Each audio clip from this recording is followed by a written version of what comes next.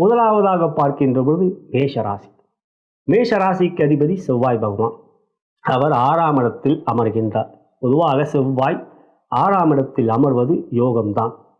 அவ்வாறு செவ்வாய் 6ஆம் இடத்தில் அமர்கின்ற பொழுது வெற்றிகளை கொடுப்பார்.